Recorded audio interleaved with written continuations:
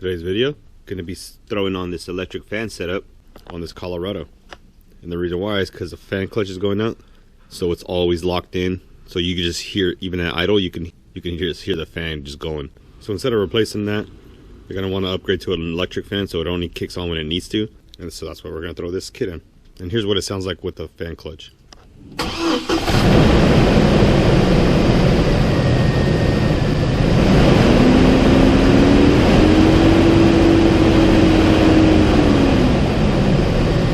We're going to go ahead and take off the fan shroud, so we're going to take off these clips.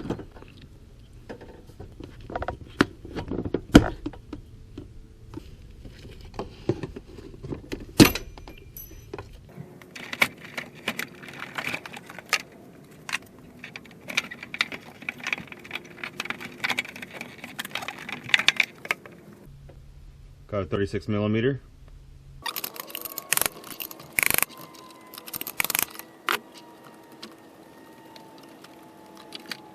Alright, here's our fan. We can go ahead and test it with the wires right here on the battery.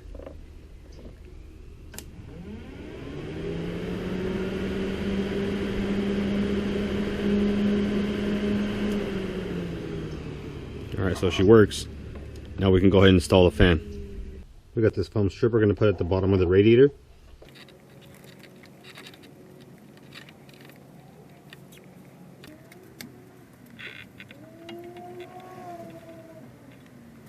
Learn from my mistake.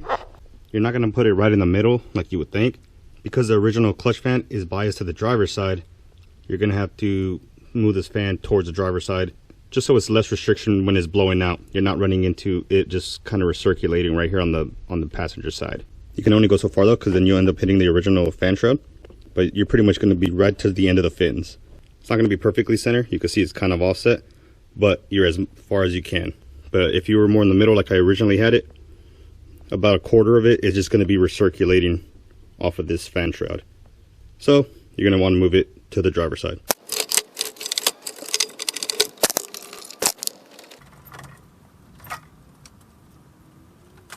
$13mm.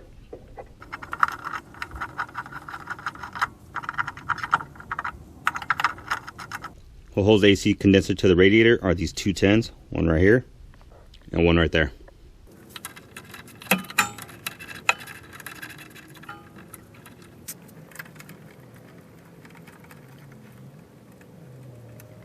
After the bolts are removed, right here, you got to pick up the bottom of this condenser sits in this hook.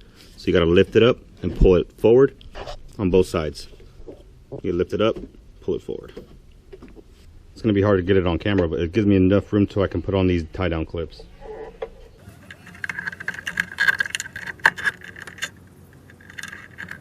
And there you go. You can see the retainer. So I'm going to do that 8 more times. Each corner has 2. Down here also, and same on the opposite side. So I'm going to go ahead and do those off camera, but it's just the same thing that I just did on that one. Now we have them all in on all 4 corners, so this fan is not moving anywhere. Now we can go ahead and combine the condenser and the radiator again and seat it back in place and bolt it down.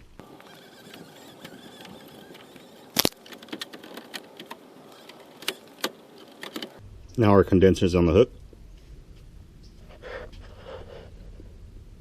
And right here, the radiator's in its slot, and also on this side.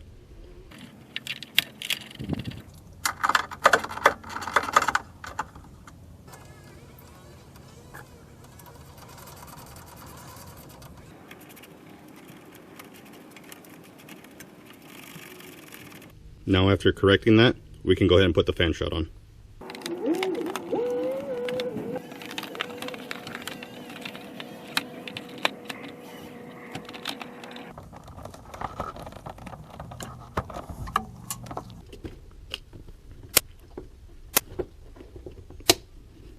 I didn't record the wiring just because it's just cutting to length and routing them. Have your negative cable removed. Starting from the farthest, here's a temp probe on the outlet from the motor. It's going to record the temperature. This is just going to sit on top of the fan under the shroud, and it's going to pop out right here in the corner. I'll show you once everything's back in. The reason why I have the fan shot out right now is to get to the second longest, which would be your AC compressor.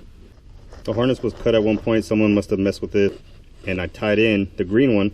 The green wire from the harness plugs into the positive of the AC compressor, so when the AC compressor kicks in, it'll turn on the fans. The wire comes up from the back. It's going to go on the side right here into the relay. The yellow is switched power, 12 volt switched, so it only turns on when the ignition on. And I use this Adafuse wire, and right there is the ETC 15 amp. I tried using the AC compressor and the AC one, but the Adalink wouldn't fit in this area, so I just found another switch source, and this one is the shortest amount of wire in here, and this one worked out just because it comes right out here. I cut the fuse box right there so it doesn't pinch it. The fan positive is the next one. I put a disconnect right here. That one runs down, around, and into the relay. The negative from the relay and the negative from the fan, I just removed the paint, got bare metal, use a self-tapper, so those are grounded out right there. Positive with the fuse just runs around the back of the battery, up here, and I just tapped it into this screw. And that's all your wiring. I'm gonna adjust the screw, which uses a temp sensor to let it know when it kicks on.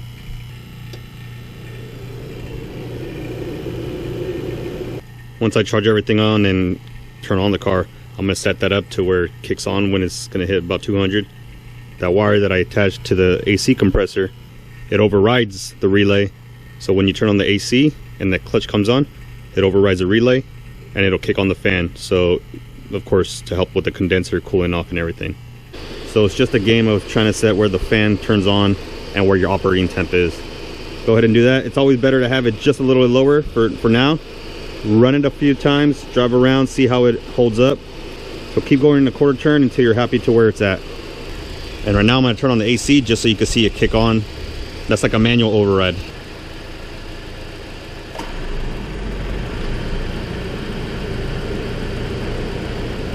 And you can see it kick on. So I just got back from a drive. So the airflow is what cooled off the radiator. Now we're gonna see when it kicks on the fan. All right, it just turned on. We're right in the middle. So I'm happy with that. We're gonna leave it as is. And there you go. Now you went from mechanical to electric. And hopefully this video helps y'all. Y'all have a good one.